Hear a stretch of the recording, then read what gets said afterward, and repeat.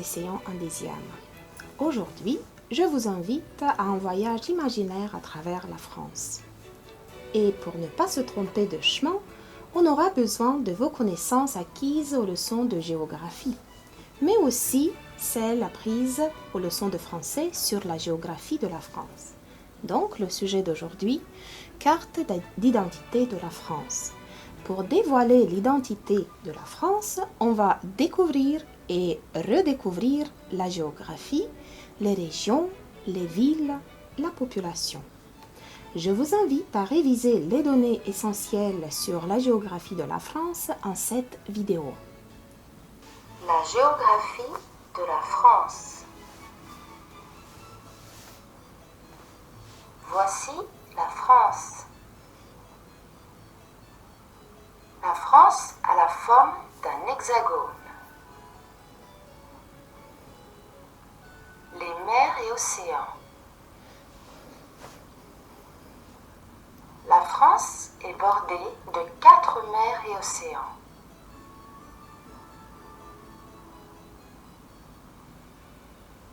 La mer du Nord, la Manche, l'océan Atlantique, la mer Méditerranée.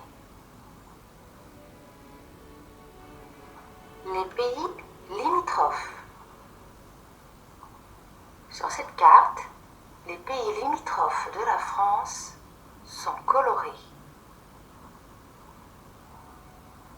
La Belgique, le Luxembourg, l'Allemagne, la Suisse, l'Italie, l'Andorre, l'Espagne.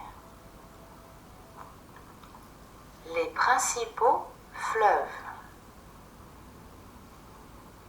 Voici les 5 principaux fleuves. La Seine, le Rhin, la Loire, le Rhône, la Garonne. Les montagnes. Voilà où se trouvent les montagnes. Les Vosges, le Jura, le Massif central, les Alpes, les Pyrénées. Les 10 villes les plus peuplées. Voici la localisation des 10 villes les plus peuplées.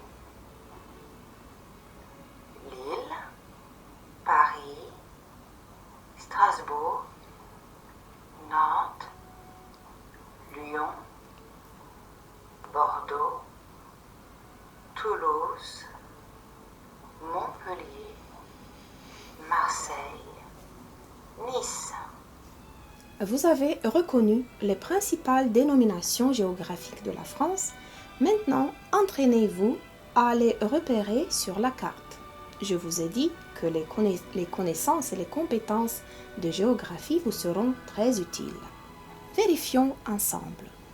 Je suis sûre que vous avez repéré les eaux qui baignent la France, la Manche, l'océan Atlantique à l'ouest, la mer Méditerranée au sud, et les fleuves, la Seine, la Loire, la Garonne, le Rhône et le Rhin.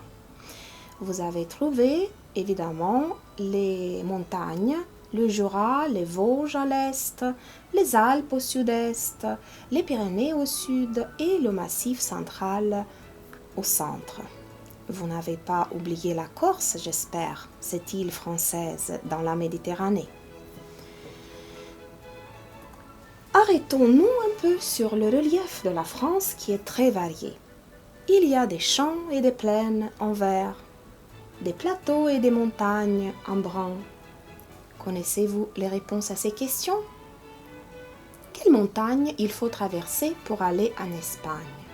Oui, c'est les Pyrénées. Qu'est-ce qui se trouve au centre du pays? Évidemment, le Massif central.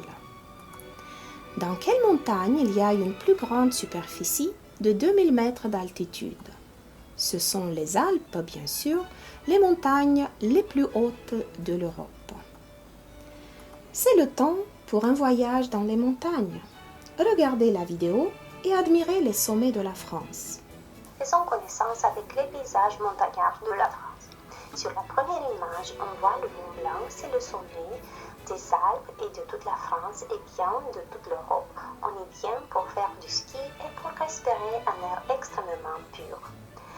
Sur la deuxième image, il y a le mont, le Pic-Méry, qui est le point culminant du Massif central et qui se fait distinguer par une splendide vallée glaciaire. Plus loin, vous pouvez admirer le mont Égual qui est situé dans le sud du Massif central et c'est un lieu de mémoire d'une grande importance historique. C'était en effet un bastion de la résistance lors de la Seconde Guerre mondiale. Encore, il y a le pic d'Aigle qui est situé dans le massif du Jura et il domine la vallée de 4 lacs. Un autre sommet de la France, c'est le pic du Canigou qui est situé dans la chaîne des Pyrénées où il y a la splendide forêt d'une grande alcipède. Encore, il y a les Grands Jorasses, c'est un sommet majestueux situé dans le massif du Mont Blanc. Les grands grimpeurs européens eux-mêmes ont peine à franchir les voies les plus exposées. Et enfin, vous pouvez voir le pic du Midi d'Ossau, dont il s'agit d'un ancien volcan, le volcan d'Ossau qui a été formé il y a 278 millions d'années. Et vous, quel paysage montagnard voudriez-vous découvrir? Bonne question. En ce qui me concerne, moi, je voudrais monter au sommet du Mont Blanc, qui est le sommet le plus haut des Alpes. Et vous? Continuons. Une autre richesse naturelle de la France est représentée par ses fleuves. La Loire est le fleuve le plus long de la France. Vous pouvez voir sur la carte. La Seine est le fleuve qui traverse Paris, Rouen et se jette dans la Manche. Le Rhône est le fleuve qui passe par Lyon. Il prend sa source en Suisse et se jette dans la mer Méditerranée. La Garonne prend sa source en Espagne et se jette dans l'océan Atlantique, tout comme la Loire. Le Rhin se jette dans la mer du Nord. Il est plus long que la Loire, mais sa plus grande partie ne se situe pas en France. Voyons maintenant comment est administré le territoire de la France. Au sommet de la pyramide, il y a l'État. L'État français est divisé en des régions. Jusqu'en 2016, il y avait 22 régions en métropole. À présent, il y en a, après une réorganisation administrative, il y en a 13, plus 5 de la France d'outre-mer, au total 18. Les régions sont organisées en départements, les départements à leur tour en arrondissements, et il y a des cantons et des communes en France. Découvrons maintenant les nouvelles régions de la France. Certaines d'entre elles ont gardé leur territoire et leur nom historique, comme la Bretagne, la Normandie au nord. D'autres ont été réorganisées en réunissant plusieurs anciennes régions, comme la Nouvelle-Aquitaine, au sud-ouest, l'Occitanie. Ces régions nous rappellent des comtes, duchés ou même royaumes qui ont existé à l'époque médiévale avant l'unification de la France. Vous avez entendu certainement l'expression « la France d'outre-mer », car la France n'est pas que l'Hexagone. Il y a des territoires français en Amérique, dans l'océan Indien près de l'Afrique, dans l'océan Pacifique et même en Antarctique. 2 millions de citoyens français habitent dans ces régions et départements d'outre-mer qui sont la Guadeloupe, la Martinique, la Guyane, la Réunion, Mayotte. Les plus grandes villes françaises se trouvent dans l'Hexagone, nommées encore France métropolitaine. Découvrons-les.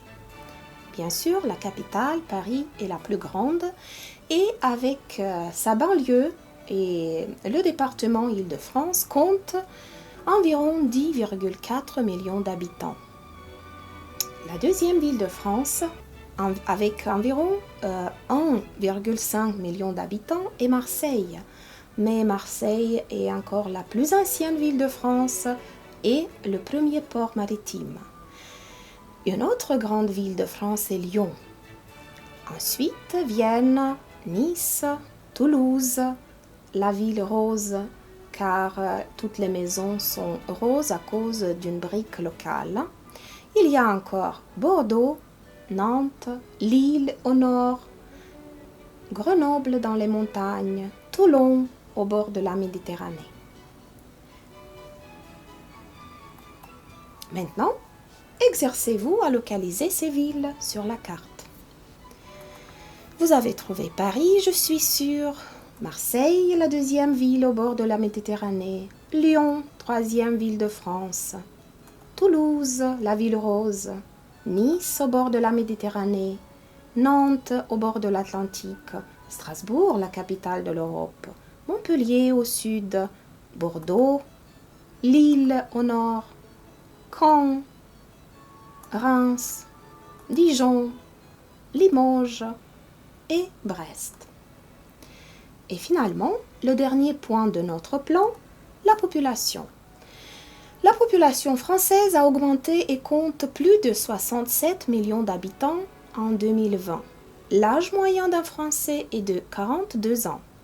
La répartition de la population française, donc il y a 32,4 millions d'hommes pour 34,7 millions de femmes.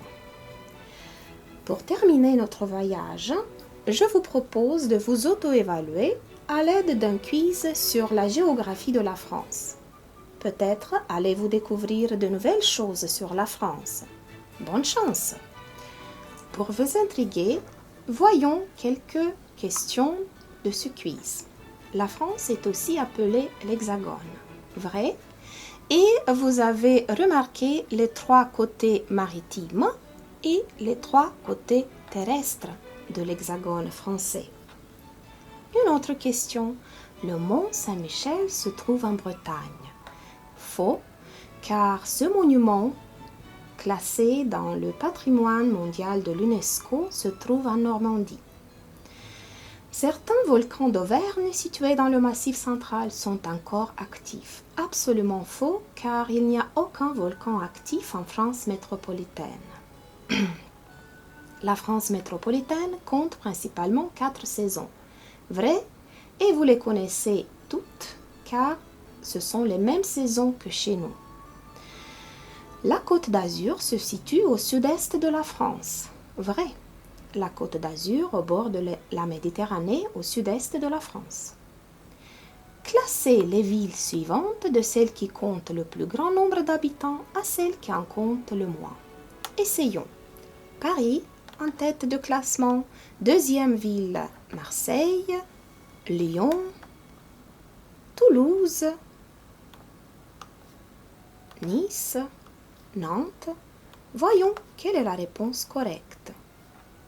C'est correct. Continuons. Quel est le fleuve le plus long de la France? Vous rappelez-vous bien, la Loire avec 1013 km. Le plus haut sommet d'Europe est situé en France. Comment s'appelle-t-il? Comme sa couleur l'indique, il s'agit du Mont Blanc, avec 4807 mètres d'altitude. Combien de régions la France compte-t-elle? Actuellement, après la réforme administrative, il y a 18 régions, dont 5 en France d'outre-mer. Avec combien de pays la France métropolitaine a-t-elle une frontière terrestre? Comptons-les.